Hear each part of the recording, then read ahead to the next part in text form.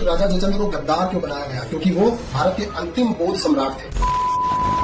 भारत के इतिहास में सबसे बदनाम राजा जयचंद्र को गद्दार माना जाता है, लेकिन अगर मैं आपसे कहूं कि ये सरासर झूठ है तो क्या आप मानेंगे?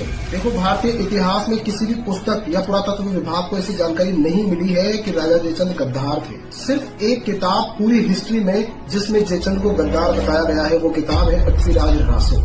लेकिन उस पृथ्वीराज रासो की खुद की प्रामाणिकता संदिग्ध है। और ऐसा क्यों?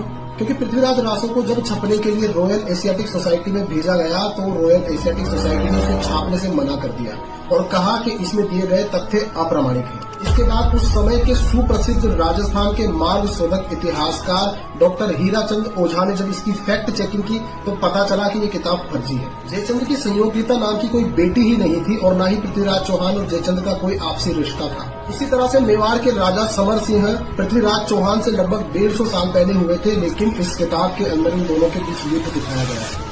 ऐसे ही मुगल शासक पृथ्वीराज चौहान से लगभग 300 साल बाद भारत आए थे, लेकिन पृथ्वीराज चौहान ने मुगल शासक को पकड़कर कैद कर लिया था, ऐसी जानकारी ये किताब देती है। ऐसी और भी कई सारी बातें हैं जो इस किताब में अप्रामाणिक है, लेकिन बाद में प्रबंध काश बुक लिखी गई जिसने इस बात पर ठप्पा लगा दिया कि राजा जयचंद्र गद्दार थे।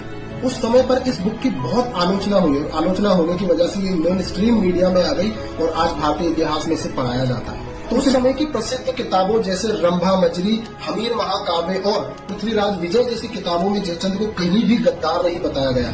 जयचंद्र का बोध गया में एक शिलालेख मिला है जिससे जानकारी मिलती है कि उसने बोध गया में बौद्ध भिक्षुओं के लिए बौद्ध गुफा बनवाई थी और दान की थी।